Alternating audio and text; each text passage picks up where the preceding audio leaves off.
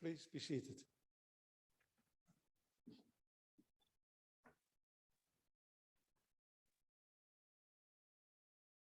In the tradition of the Vrije Universiteit, I open this public session of the Doctoral Examination Committee of the Faculty of Science with this votum. Our help is in the name of the Lord who made heaven and earth.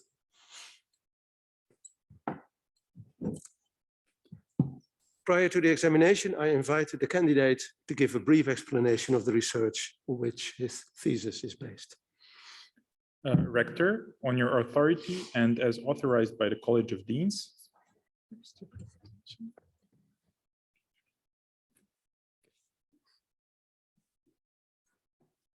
So, dear Rector, ladies and gentlemen, my name is Petar Vukmirovic, and today I will be talking about my PhD thesis in some short lines. So, I would like to begin this talk by first discussing the ways that we use to establish the truth. And there is one very famous family that does that in their very specific ways. And those are the Kardashians. So let's see how they do that. That word that you can't go back on, he said Bible. You can't say Bible and then not do it or lie. That's just the rule in the family. I swear, Kylie, you like glued my eye together. You're kidding. I cannot, I swear. Say Bible. Bible. Bible. Bible. Bible. Bible. Bible. Bible. The clouds move at 700 miles per hour. Say Bible. I don't know. Exactly. Spell it out. B-I-B-L-E. What? Oh my God. What? But this wasn't the kind of truth that I was actually interested in during my PhD thesis. I was more interested in the formal mathematical notion of truth as provided by mathematical logic, in which we can write statements in a formal way and then use mechanisms of mathematical logic to actually prove that certain statements are valid. And more precisely, in my PhD thesis, I was given a task to write a software that is automatically going to prove that certain statements of mathematical logical are valid, and we call such software automated theorem prover. And we have three standard examples of mathematical logic. We have propositional, first order, and higher order logic. And these three logics are distinguished by two features which work in opposite directions. On one side, we have automatability, which roughly talks about how easy is it to write software that automatically proves theorems of this logic. And then on the other side, we have expressivity, which tells us how complex formulas can we write in this formalism. And in my PhD thesis, I was working with higher order logic, which means that I had to write software for this highly expressive but hard to automate logic. And around the time when I started my PhD thesis, so in 2018, the state was that we had a very well-developed family of first order provers, and they were efficient and deployed in practice. Then on the other side, we had higher order provers, which did have their fair share of successes, though they weren't as widely deployed in practice. And the traditional approach of building a higher order prover was to start from a blank slate and then create a new one. But my approach that I took in my PhD thesis was completely different. So the idea was to start from a position of strength in which we have a highly efficient first order technology and then extend it to the higher order logic. And so the technology that we chose for this extension was a so-called first order superposition, a technology developed in early 90s, which showed its power at every installment of automated theorem proving competition since 1996 up until 2 months ago. And we did this extension not in one step, but in 3 steps to make sure that the performance of the first order reasoning core wasn't hindered, and also that our steps are more manageable. And the first step was rather conservative. It was extension to so-called lambda-free higher order logic. But this extension was very important because it laid the groundwork for what I would do in the next 3 years. And it also showed that our approach is promising. And I implemented this approach in a state-of-the-art prover, first order prover called EHO, and the prover that we obtained was in a state-of-the-art prover called E, and the prover that I obtained was called EHO.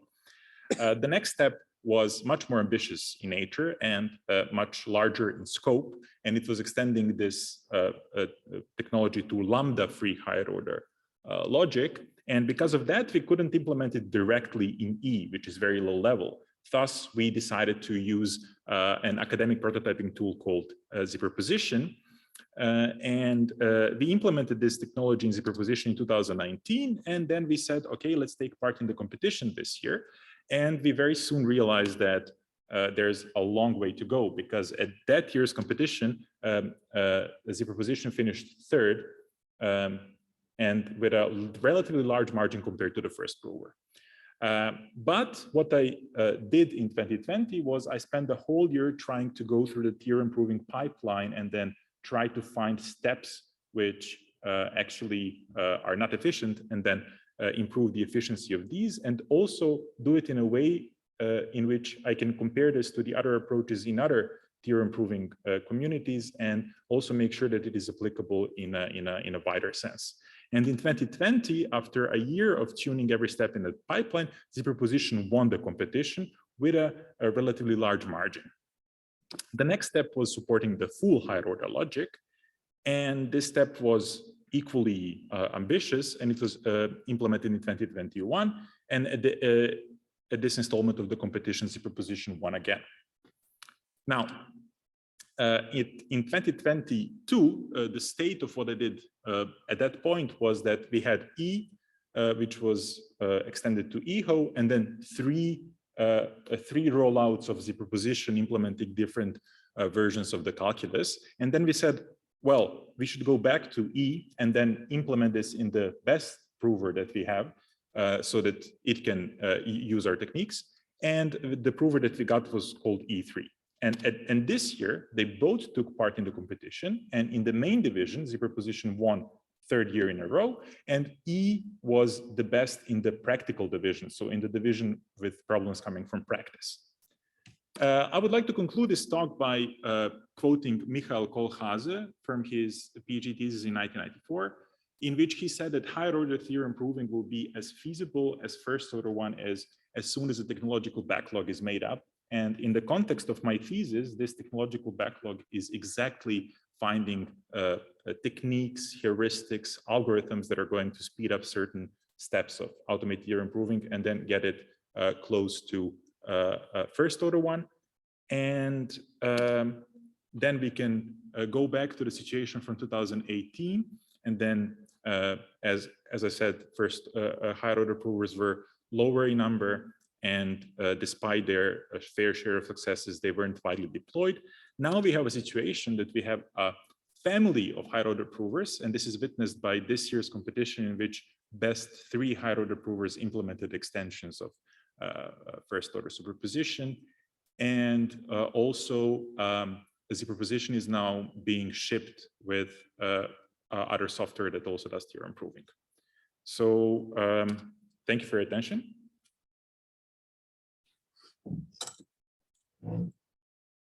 I invite the members of the doctoral examination committee to take their place here at the table.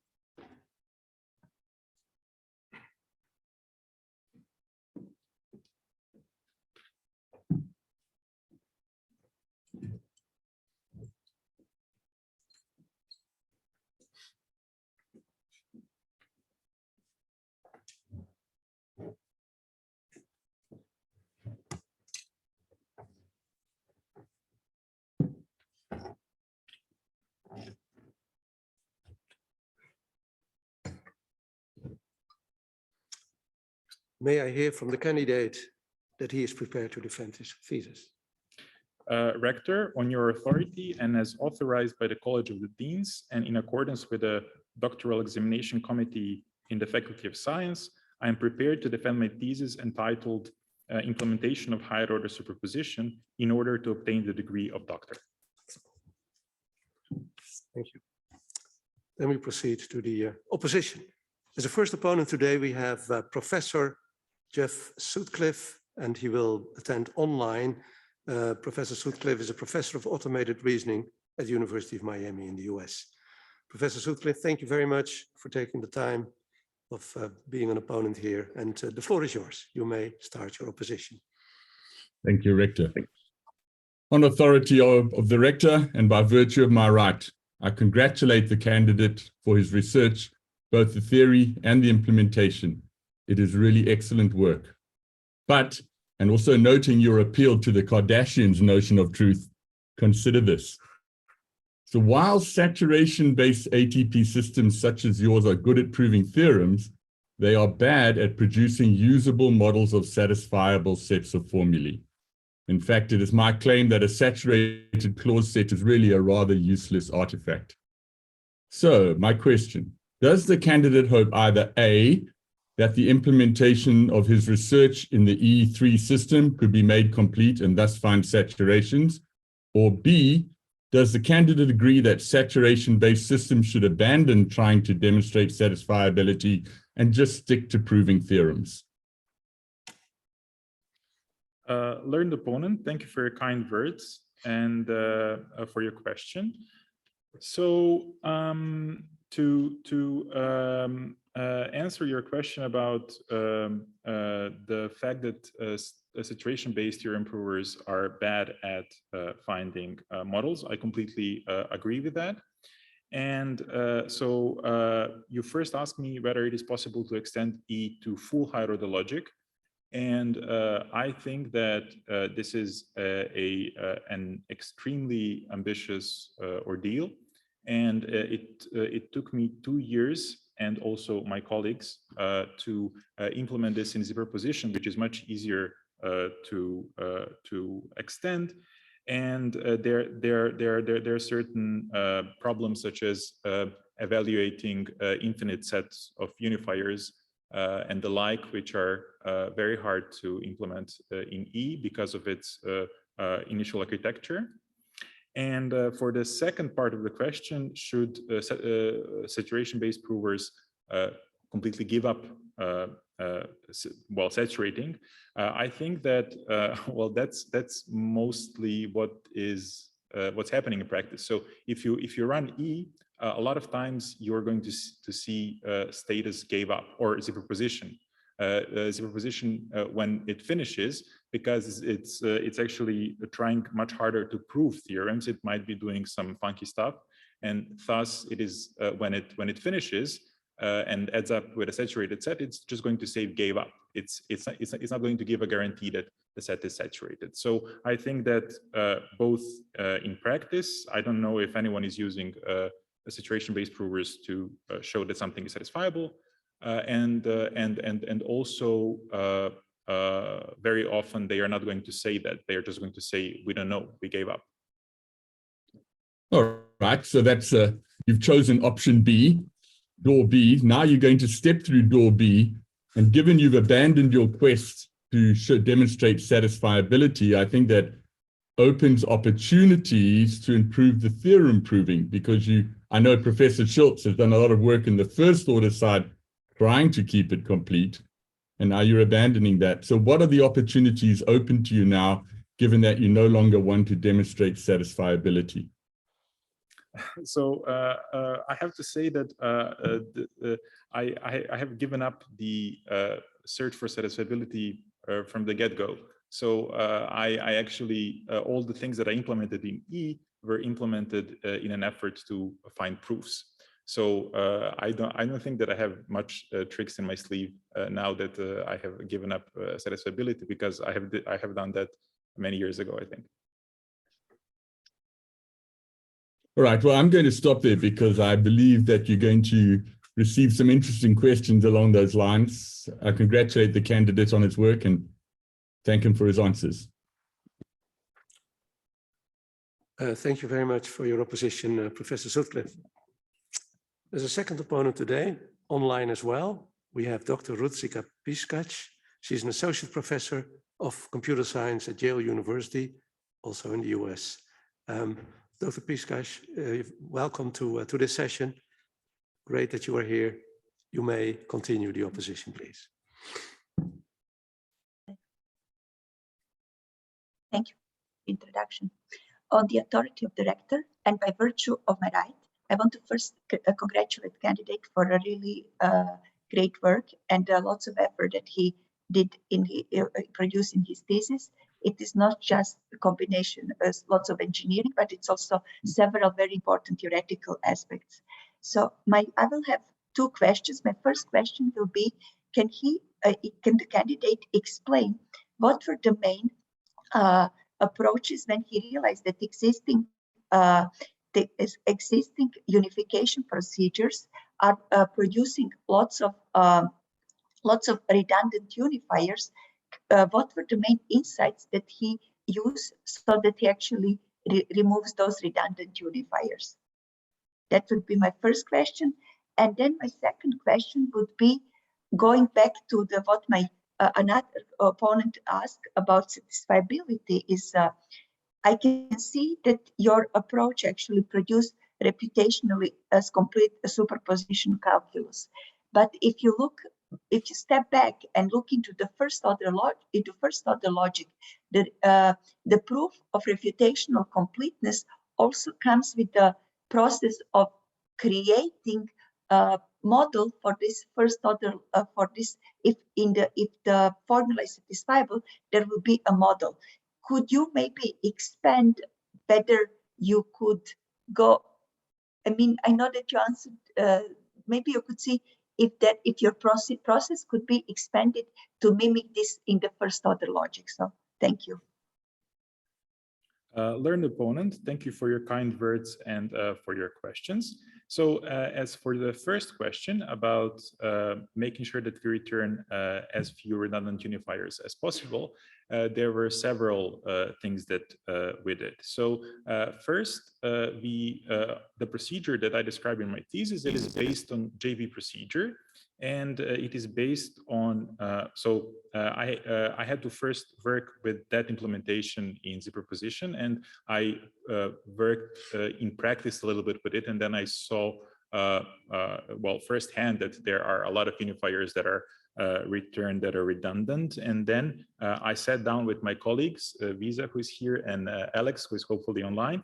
And then we first saw that there are some combinations of rules that JP algorithm applies that are actually not necessary. So now we can we proved that once you apply certain kind of step, then the next step is not necessary. So, and this is, for example, when you apply identification on that variable, you no longer need to apply certain kind of projections. So in that way, you provably return more than less redundant unifiers. And then there was a problem that on some very simple examples, such as, for example, X applied to A equals A, the procedure doesn't return, doesn't stop. And it also returns a lot of redundant unifiers. And for that, I developed a so-called oracle. So my procedure is designed so that it can integrate solutions for certain fragments of unification, for which you can prove that a complete set of unifiers are finite and that you can find them efficiently. And in that way, we also provably return less redundant unifiers than the original procedure. So these two were the main tools that we used to make sure that we return less redundant unifiers. We had a lot of other tools that we used to make sure that the procedure is more efficient. But for redundancy, these were main two tools that we used. And your second question was concerning, if I understand it correctly, please correct me if I didn't understand it. So your second question was more about the fact that the proof of first order, the proof of completeness for first order superposition also includes model construction for yes. in its well, main argument. And the problem is that the calculus that Alex developed, Alexander Bentkop, my colleague in his thesis, so he developed the complete calculus for Hankin semantics for higher order logic. And also in his proof, he uses model construction in different way, but he also uses a model construction. But the calculus that is implemented in both of the provers, so in E for sure is not complete, and in superposition, in 35 out of 37 configurations is running in incomplete mode. So even when we do saturate, we cannot guarantee that we actually saturate it. Yeah. So I thank candidate for the answer. Thank you. Dr. Pitkas, there is time for another question if you'd like. Okay, thank you very much. Then I will ask something that I wanted to know what the candidate presented. At the end, when you presented that there is a new family of higher order theorem prover, I remember when I was still attending the Kate and similar conferences, there were also only handful of 1 or 2 higher order theorem provers. And so I'm really surprised.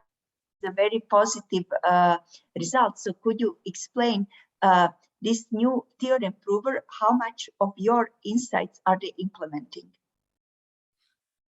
There are actually 2 separate endeavors in higher order logic. So there is CVC5, which implements certain higher order techniques, and there I can actually say that well, almost none of my ideas are implemented because it is completely different technology. So it is SNP compared to superposition. In Vampire, which is the other prover that appeared during so the higher order version of Vampire appeared during my PhD. I cannot say that my insights are there, but I can say that I worked actually quite closely with authors of Vampire on discussing many ideas that could be implemented in their calculus and how they can prove redundancy and so forth. So I cannot say that they are my insights, but they're the insights that we came together to them, right? So we actually worked quite closely with Vampire team on many problems. So I cannot say that they are my insights, but I can say that they are our insights that we together came to them. Thank you. Thank you very much, Dr. Pitkas, for your opposition. Third opponent is here, present here today, Dr. Konstantin Korovin. He's a senior lecturer in the Department of Computer Science at the University of Manchester in the UK. Dr. Korovin, welcome. Thank you for being here, and you may continue the opposition. Thank you, Rector. On the authority of the rector and by virtue of my right, the candidate, first of all, I would like to congratulate you for this excellent work, and I was very impressed while I was reading your thesis of the breadth of your work. It's very impressive. And my first question would be, if you would start everything from scratch with your experience now, would you do anything different from what you were doing, or what would be the changes? Learned opponent, thank you for your kind words and for your question. So I would have to say that this idea of structuring the prover as 3 extensions is not mine. It is the idea of my promoter, and that idea is, I think, the reason why we were able to do this in such a manageable way. And I think that the organization and the management of the whole project was created in such a way that I wouldn't change anything there. So I think that extending slowly and making sure that with every step that you make, you didn't hinder anything, and that you are, because there is, as they like to say in higher order logic, there's a lot of rope that you can hang yourself with, right? So you need to make sure that you implement little by little so that you know where you're standing and where you can go next. And I think that was the great insight in how this can be structured. And I think that I wouldn't change almost anything. Okay, thank you. And next question would be how you would compare to the approach of combinatory superposition to higher order logic. So, the author of combinatory superposition was here at the FUM maybe 2 years ago or 3 years ago. And at that time, we even discussed writing a paper which is going to compare the 2 approaches more in depth. And what is very nice about their approach is that it doesn't go in depth as our approach does. So this approach starts from a clause and then tries to say, okay, what are the next possible higher order terms that I can create from it? And then it instantiates with different combinators. I think that they have S, K, B, C, and I in their calculus. And what is nice about this approach is that it doesn't directly try to unify, and higher order unification can go very deep and can create a lot of clauses. And for certain approaches, such as Sledgehammer, for example, it is not necessary to go that deep. And for those kind of applications, it can actually be very nice. So I would say that the main difference between SKBCI based approach and our approach is that in SKBCI, you can sort of organize your proof search very in a very shallow way. Of course, the bad side about this one is that well, there are in this way you can also create a lot of redundant clauses. Also because you're using redundant unifiers, redundant combinators. I also talked to Ahmed about how can you make sure that you create less redundant clauses and so forth. So in this approach, compared to ours, what is bad about it is that you can much more easily create redundant clauses that you cannot very easily kick out. Okay, thank you very much. My next question would be, orderings play a very important role in first order reasoning.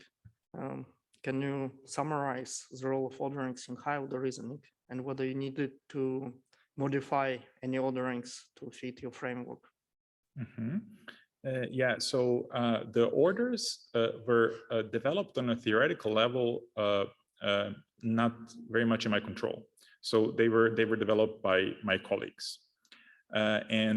So when I first started working on EHO, that order was done completely natively, so with no translations. And what we observed was that it actually, in the chapter 3, I think, I compare this to what happens when you try to encode higher order logic in first order one.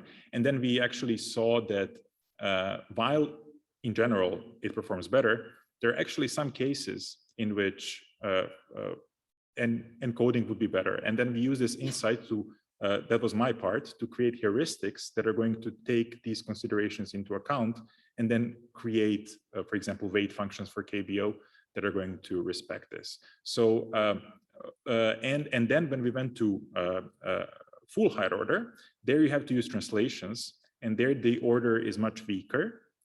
So there, again, the role of heuristics was actually quite important. So actually how you create your KBO weights and so forth to be able to orient certain equations.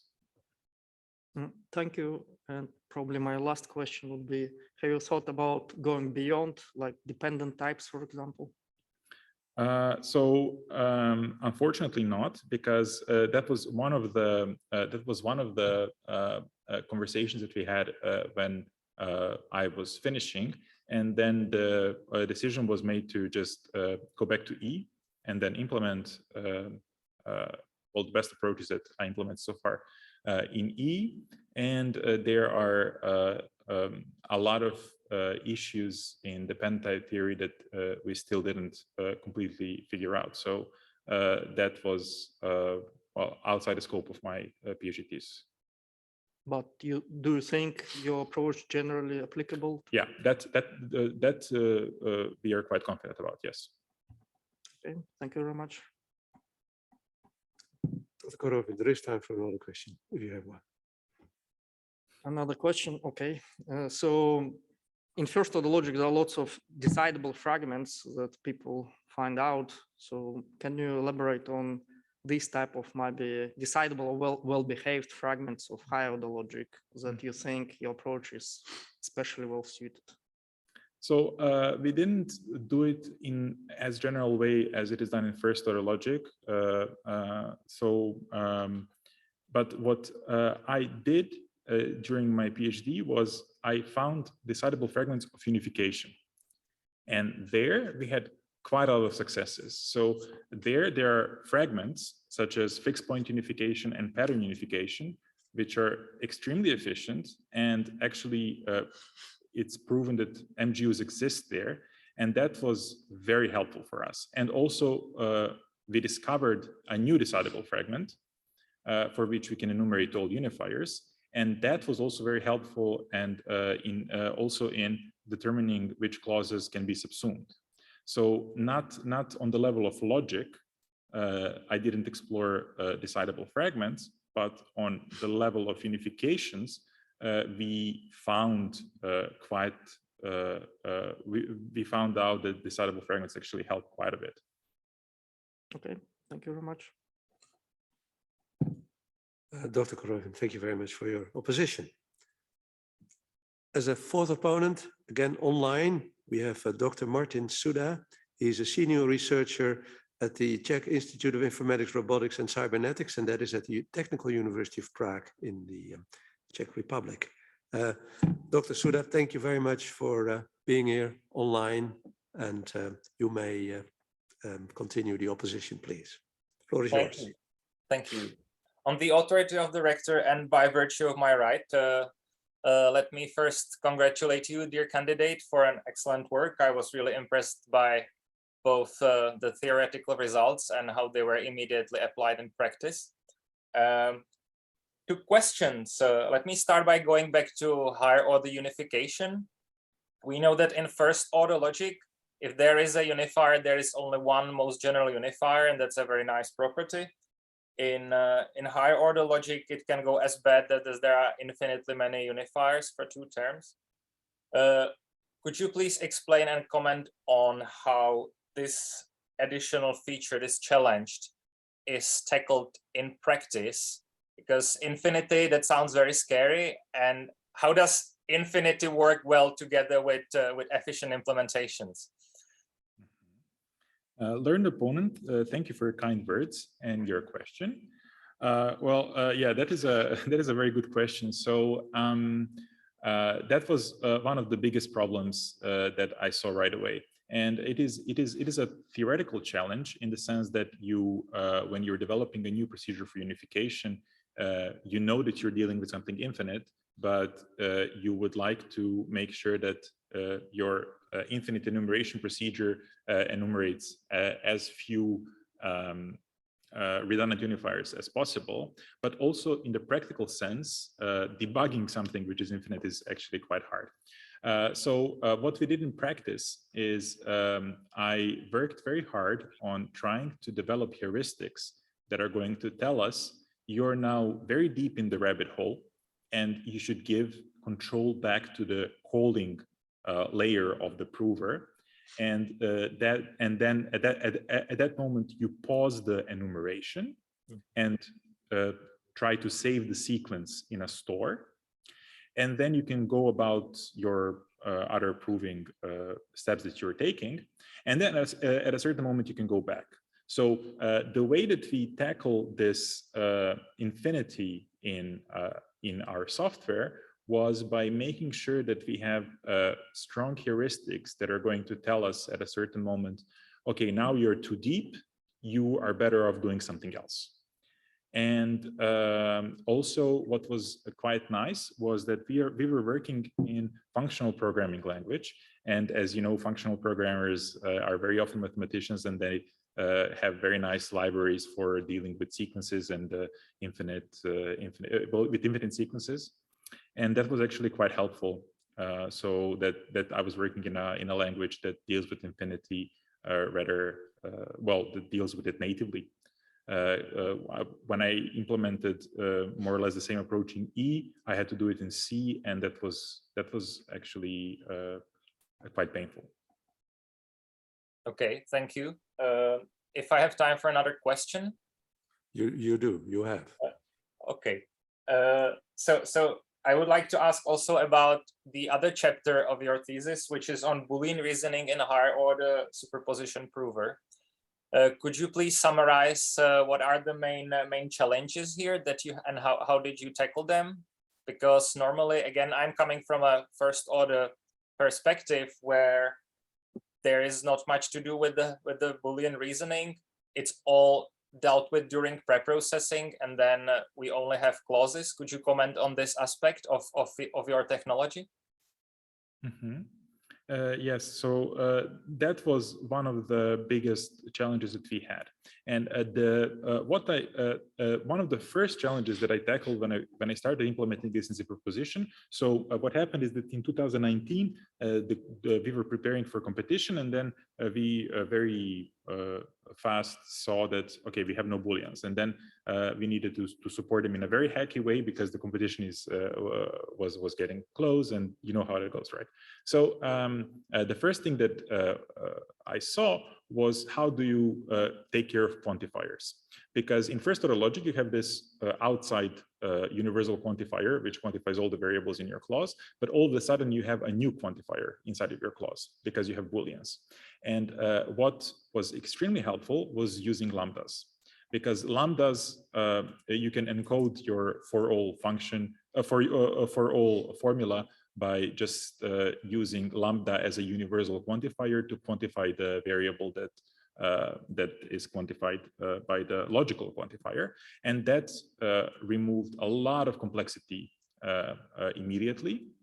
Then the second thing that we needed to deal with is that in higher order logic, and this is one of the biggest differences with the first order one, you are not getting all instances that you would like from unification. So you would need to guess the shape of the formula that you need to instantiate with heuristically. And that was the other challenge that we had to tackle. So I had to develop a lot of modes that do this in a rather conservative way, because this explodes very fast. And the last thing that was extremely important was being extremely flexible with classification. So in first order logic, you classify at the beginning and then you forget about classification. In higher order logic, all of a sudden, you might have a formula popping up on a clause level, and then you can either deal with it on the calculus level, which we found out was not so good, or you can classify it using several methods.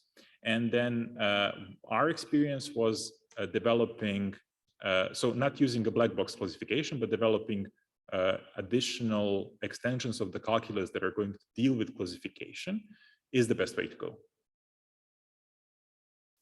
Okay, thank you. Thank you very much for your answers.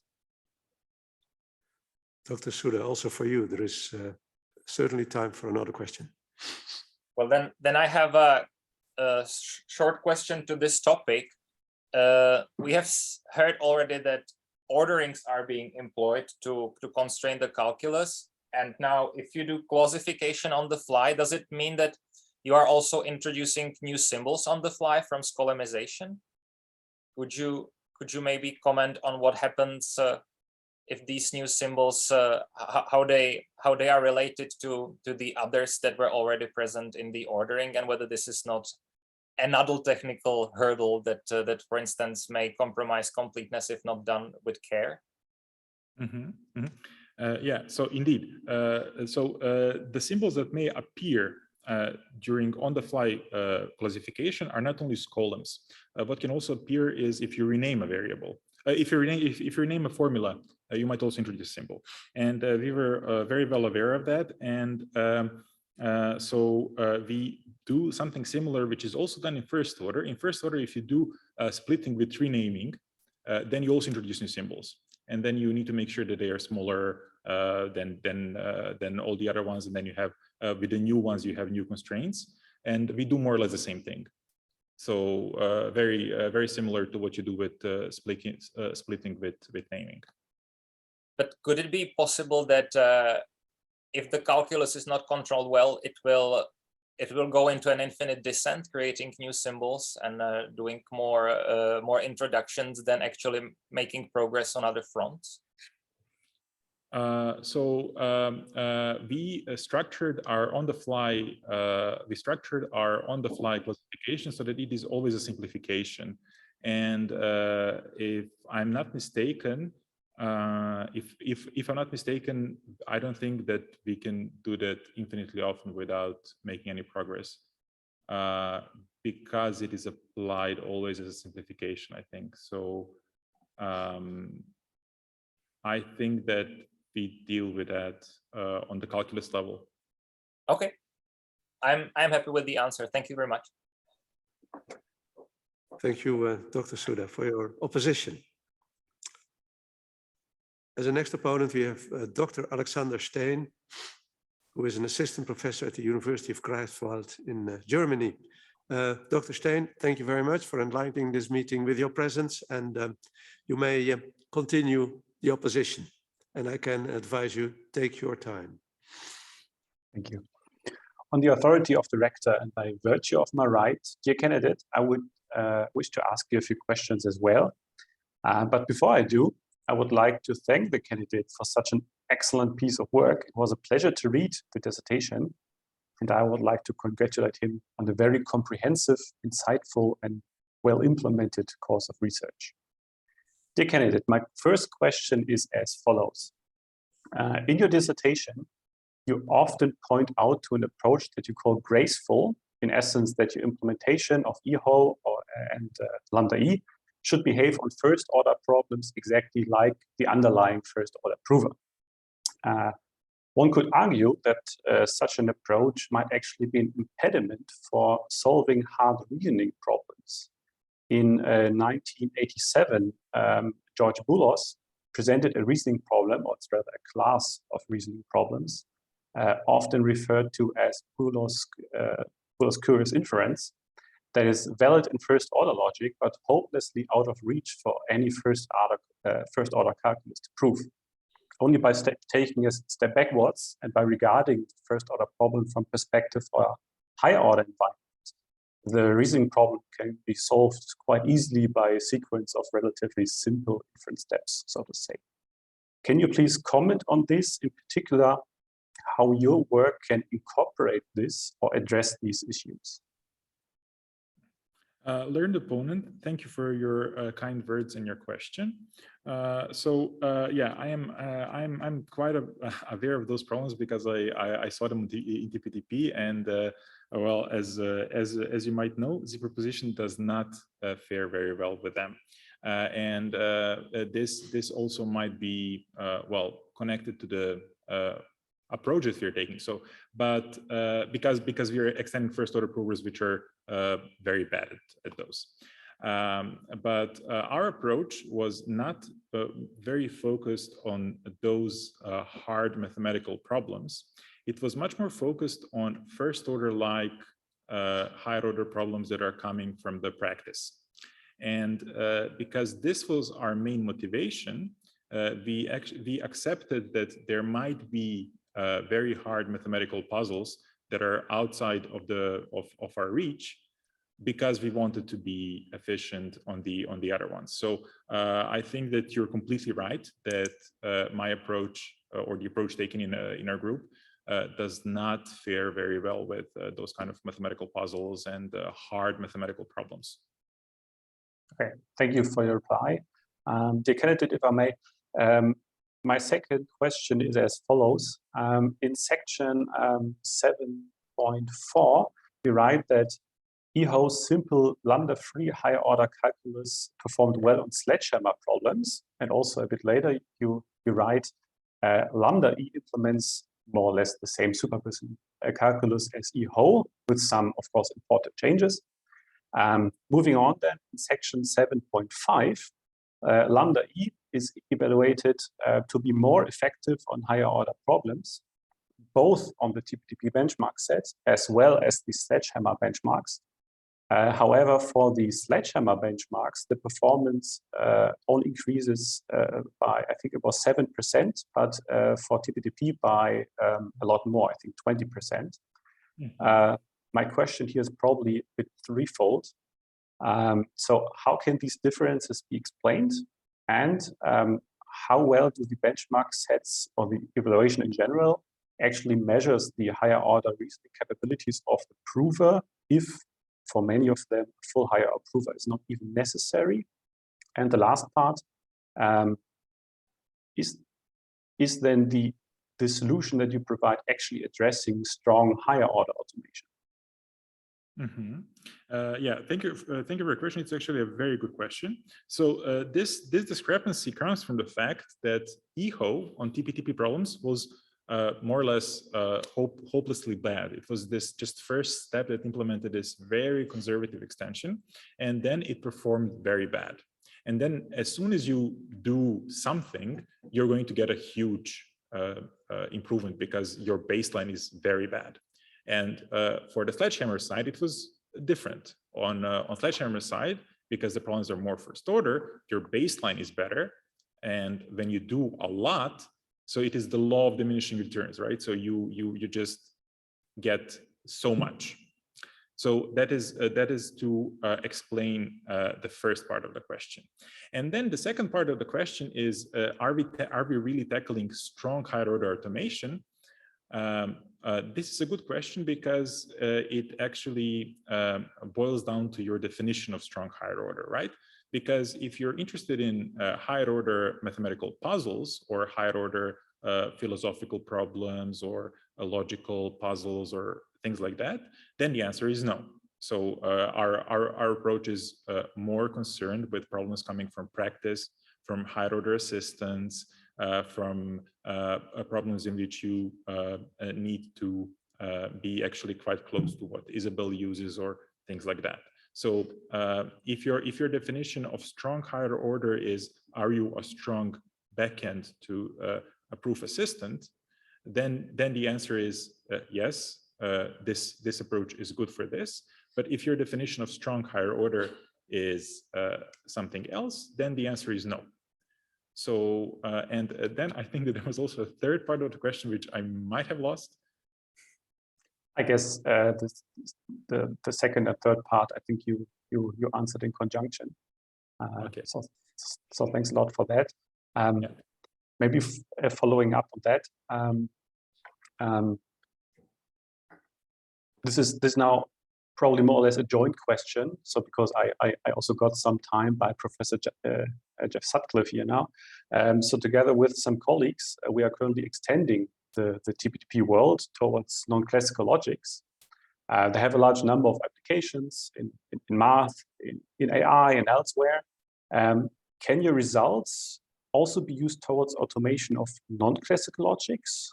And if yes, or if no, what else would be needed in order to do so? Yeah, so I recently saw that even at this year's competition, correct me if I'm mistaken, there were actually some new problems that were introduced to TP-TP that were actually encodings of your approach to just regular higher order logic. And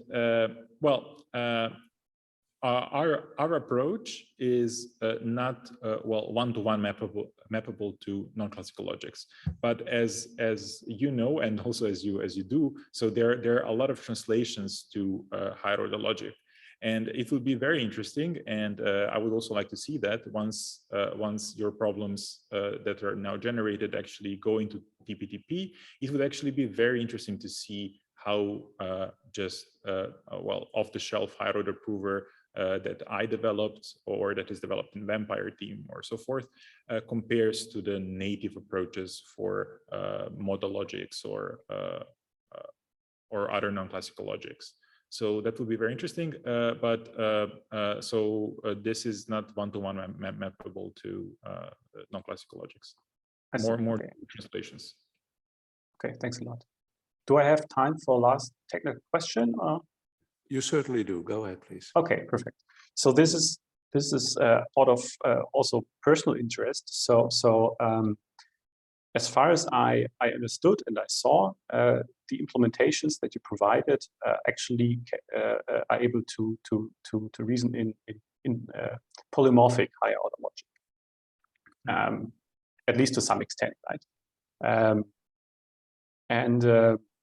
The source of problems coming from Isabel, they are usually already polymorphic and get translated down to less expressive logics. Now you provide native reasoning for the polymorphic variant. In your experience, what is actually the the impact on reasoning performance when you don't need to encode polymorphic types, but you have them natively in your reasoning procedure. Yeah, so you're completely right that the proposition implementation is polymorphic. E3 implementation, on the other hand, is not. E3 is monomorphic. So we have actually done so there is one paper that is not part of this thesis, and it's called 17 Provers Under the Hammer, and it is already out. And in this paper, we actually investigated precisely that. So we had a family of higher order problems, monomorphic, polymorphic, with if then else, with no if then else, with let, and so forth, so with different features. And so polymorphism was already present in the proposition when I started working on it. And then when I implemented my extensions, we were mostly targeting monomorphic logic, and we just made sure that our code is compatible with what was there before. That is not always the case, right? So there might have been some side cases that have been forgotten because we were mostly targeting monomorphic logic. And because of that, so I didn't invest as much time as I did on monomorphic logic as I did on so I didn't invest as much time on polymorphic as I did on monomorphic. It turned out that giving a native polymorphic problem was worse than working with a monomorphic one. So, I cannot say that this is because our approach doesn't work well enough for polymorphic logic. It is described as a polymorphic approach. I can just say that it is because the problems on the competition, and which was mostly the type of benchmarks that I used to gauge how much progress did I make. Because I was working on those problems, I didn't pay as much attention on polymorphic ones. So if the implementation is further polished, then I can, I expect that the performance would be better because you don't have to encode anything. But with the state of the proposition as it is right now, I sadly have to say that just encoding polymorphism actually performs better. Okay, thanks. Dr. Steen, are you satisfied with the answers by the candidate? Yes, I am. Thank you. Thank you very much. Then we go on to what is supposedly to be the last opponent of today, Professor Mark Hogendoorn. Professor Hogendoorn is a professor of artificial intelligence here at the VU, and he has a special focus on medical AI. Professor Hogendoorn, thank you very much. You may finalize the show. I can tell you, would you be satisfied before time to write a few backup questions? Okay, thank you. On the authority of the rector and by virtue of my right, dear candidate, I also want to start with congratulating you on an excellent thesis. I think you touch upon a very important topic, and it's also written in a relatively accessible way for someone who's not in the core of that topic. It's very impressive to see the performance, and also very nice that you build on top of existing work, which I think is of course great for the community. That being said, of course, I do have a number of questions on the thesis. And also, not as a surprise, I want to focus the first couple of questions on AI and the link to your approach. So if you look at the solutions that you provide, I think one of the core ingredients includes search and optimization that you do. And as you probably know, also within AI, there's a lot of developments on optimization and how to do that in a more efficient way. So I was wondering, could techniques from that domain also contribute to more efficient solutions in the solvers that you propose? Do they need to be tailored somehow, or could sort of more generic sort of optimization algorithms already help you? So those are the first set of questions. Learned opponent, thank you for your kind words and your question. This is actually quite a hot topic at the moment in automated theorem proving community. And and there's also even a special conference that is dedicated just to the question of using using artificial intelligence in automatic theorem proving. And so and I didn't really research that as part of my PhD thesis, but I was once at this conference. So what I saw there was that they are using more or less off-the-shelf algorithms that already work quite nice. And I know that in Google they're using their deep learning to actually improve the heuristics of E, of the prover that I was actually developing.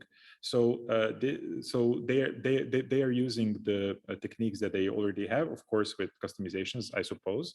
But they are already being deployed, and then they show certain level of success. And so there's also a team from Czech Republic which also works on E in the context of while providing machine learning to learn good heuristics, and their results were also quite impressive, and they are already implemented in E, in the main branch E. So yeah, those techniques are actually actively deployed in provers and used with rather good success. Yeah, okay, thank you very much, very insightful. I was wondering, where do you see the future going? Will it be sort of a, given that seems to be an interesting development, do you feel it would be a combination of those kind of techniques with some more knowledge, let's say, that you put in that you're already doing in your approach? Would it be that combination? Is that where you think the key is, or would it tip to one side or the other once things progress? Mm-hmm. So I dare not to give a definite answer on that, because I'm not very knowledgeable in machine learning and AI. So I cannot give a definite answer on that, but I can see that the field is moving in that direction, right? And I can see that people are having quite a lot of success. Even Martin Suda, who is part of my committee, this year had a prover at the competition, which had machine learned heuristics, and it performed very well. So I think that definitely combination of what I did in my thesis, which is trying to look at practical problems and then see what's happening in practice, and then trying to build on top of that by trying to generalize it using AI. I think that could be a very useful approach. So far I did it manually. So I would look at the problems manually and then try to abstract from it, and then try to see if there is a common approach. And that common approach was more likely than not a procedure, not a heuristic. So heuristic is much easier to learn than a procedure, of course. So in higher order logic, I still think that we will not be completely replaced by AI, I think, but I think that approach is definitely promising in that sense, that a combination of looking at the practical problems and then trying to abstract from it using AI is definitely going to be applied more and more. Okay, great. Thank you very much. So I have a question which is perhaps a bit closer to your comfort zone, which is on chapter 3. So of course there you build on top of the prover E. And you already mentioned that you had to extend some of the heuristics to make that combination better function. So I was wondering, I imagine that, I mean, there's a lot of developments going on, for example, also in the area of E. So imagine that E improves a lot. Do you have to make a lot of changes to what you built on top of that in order to sort of harvest those kind of improvements? So that is a very good question, because we see that happening, right? So E is developed by two people. So Stefan Schultz, my co-promoter, he develops the core E, so the first order E, and he does it very well. So very fast we get improvements in E. And what we have seen during my PhD was that it worked very nicely with higher order stuff. So as soon as he introduces new heuristics for first order, they're more likely than not already work natively with higher order. And that is very nice with having higher order as an extension of a first order prover, because years of experience that Stefan has with developing heuristics are already built in, and anything that you want to do for first order, you get for free in higher order, keeping with the gracefulness principle that I described in my thesis. So that is something that we have already seen, so that almost no changes are necessary to roll out those updates for first order logic to higher order one. Okay, perfect. So as I was mentioning, you extended some of the heuristics. So I can imagine that there could still be some implications there at times. So could you identify some, let's say, some areas where that would be the case, or? So there was some overlap. So for example, there were some heuristics which use types. So not only symbols but types. And first order logic implemented in E is typed. So when I use types in higher order logic, and then I say, okay, this heuristic is going to look at a type, this might have an influence also on the when this heuristic is used in first order. So there is definitely overlap, and one extension can influence the other one. But so far we have seen that the effects are positive rather than negative. Now that my defense has ended, I sincerely thank the opponents for the attention they have devoted to my thesis. I now look forward to the decision of the doctoral examination committee in the Faculty of Science, which will decide whether the degree of doctor will be granted to me. Thank you. I hereby adjourn the public meeting of the doctoral examination committee of the Faculty of Science for further deliberations.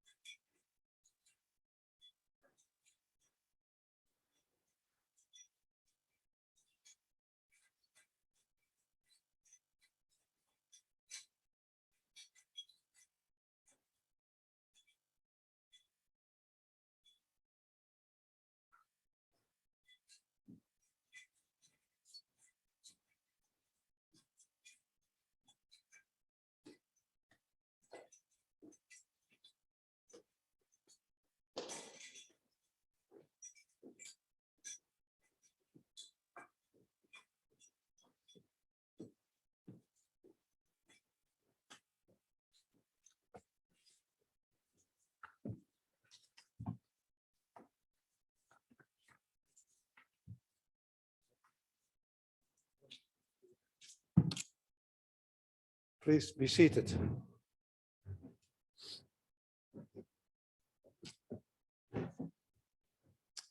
I reopen the public session.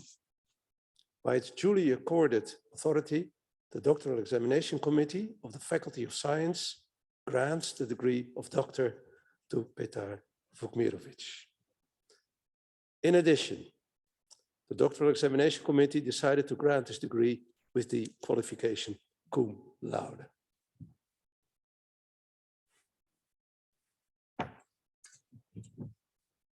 Professor Van Fokking, appointed by the College of Deans as supervisor, will perform the investiture. But first, I invite Professor Fokking and co-supervisor Dr. Jasmine Blanchette to place their signatures to the degree certificate as witness of this deed. Co-supervisor Professor Dr. Stefan Schulz, who is here present online, may do this at a later date.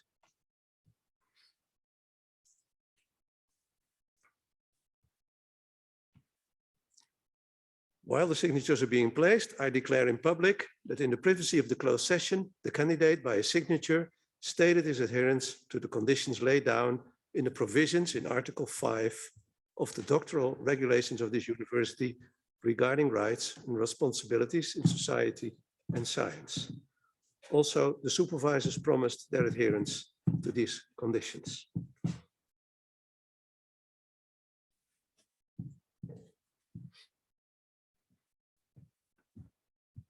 I now request colleague Fokking to resume the ceremony. And only the Doctoral Examination Committee here behind the table stands during the pronouncement of the investiture formula by colleague Fokking.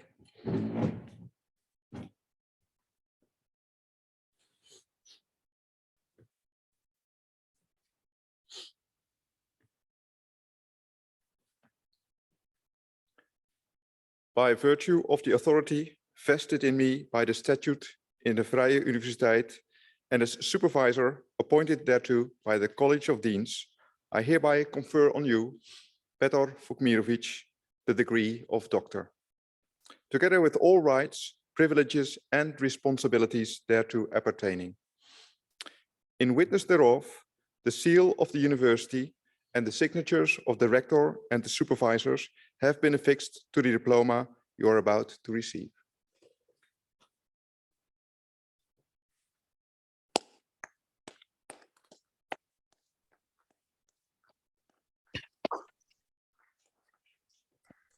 Please be seated. I now request colleague Blanchette to continue with the laudatio.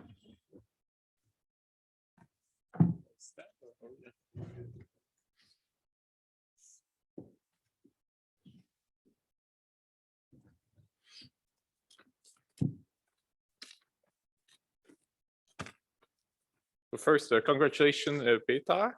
Very happy that it went so well for you today.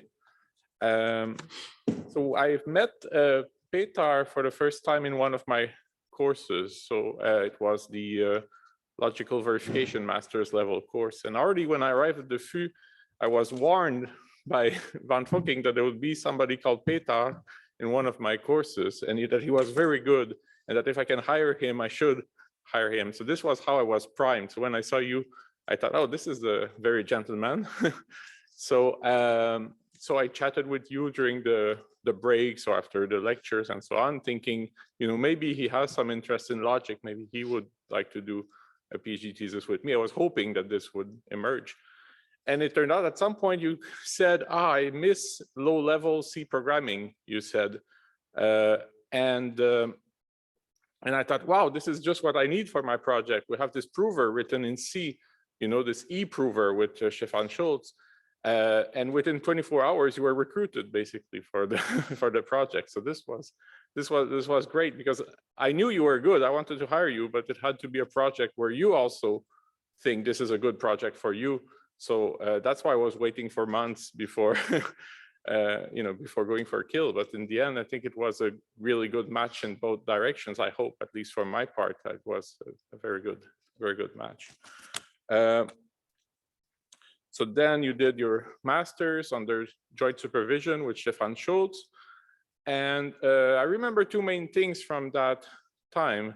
So the first thing is that you were very dereferential. You're very polite. You talked about Professor Schultz. You wrote emails to dear Professor Schultz and so on. And I was always telling you, please call him Stefan, please call him Stefan. Then you met in real life and you spent hours and hours looking at code together. And then I thought, okay, that must have cured it. But no, afterwards, you were still writing to dear Professor Schultz. So I had to explain that Netherlands is not quite like Serbia, that people in academia, there's less hierarchical and so on. But at some point, I think you got the, the idea, but it was always uncomfortable for you to address professors with their first name. And also from that time, what I remember is that Petar was very efficient, and he's still very efficient. I mean, being fast, productive is one of his hallmarks. You see it also in the thesis where there are like 6 core chapters, like not 3, not 4, but 6. So you're very efficient, but back then you were efficient and a little bit sloppy, right? So I used to tell you almost every day, your biggest strength is that you're fast, and your biggest weakness is that you're fast. But what is special about Petar is that he learned, I wasn't just talking to a wall. So after a few months of repeating that almost on a daily basis, I stopped having to say it because he was still very fast, but he stopped making mistakes, which was very convenient, right? Because he's writing these programs and they should be as bug-free as possible. And this is what happened. And I really appreciate that you learned something from me, that I wasn't talking to the wall. So as I mentioned before, what's also noteworthy about your thesis is really there are 6 great core chapters. They are like, I mean, it's really a great thesis. And I think they're all enjoyable to read, and they're all nice contributions that fit well together, but that you have such a quantity of contributions and also contributed to lots of other articles where you're not the main author. I mean, you really did a lot during those, 4 years and 4 months, I think. So it's really, really impressive. I've mentioned your work with Stefan in low level C. So this was, I mean, this was really impressive that you could develop these kind of very sophisticated algorithms in C. But I think most of your work in the end was in zipper position. At least half of your work was in zipper position. And there your work really made a difference. So you mentioned you won the trophy 2 years, actually won it the 3rd year this year as well. So with not a relatively good margin, but a great margin, I think. So you are a bit modest during your presentation earlier. I think your work on zipper position, even more than the work on E, is the most impressive achievement. All the modes you implemented, all the techniques you developed there, and you didn't have the time to implement all of them in E, I think were really impressive. So finally, this speech, I think I have half a minute left. The speech would be incomplete if I didn't mention articles, right? I mean the words the, a, and an, right? So if you write an article with Petar, I mean a scientific article with Petar, then you'll find that the main work you have to do is to add these words here and there, because everything you write is very, very nice, but there's still a little bit of place for you as a co-author to inject those articles and add your name to the article and say, oh, I'm a co-author. So thank you for leaving a little bit of space to us as co-authors. So finally, I want to congratulate you again for an amazing thesis that sets the bar extremely high for other PhD students, including here in the crowd. And also I want to thank the members of the committee. I want to thank Jaap for chairing. I want to thank the co-promoters, so Van and Stefan Schultz. And finally, I want to extend my congratulations to your family who are here today. So thank you.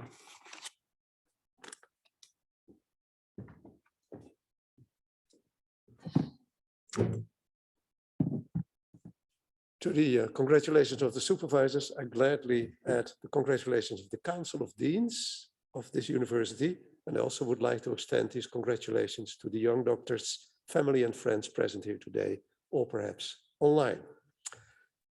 This doctoral examination ceremony is now completed. Dr. Vukmirovic will now lead the procession out of this hall, and I invite you all to follow. By pronouncing the doxology, I would like to close this public session of the Doctoral Examination Committee of the Faculty of Science in the tradition of the Vrije Universiteit. Please stand.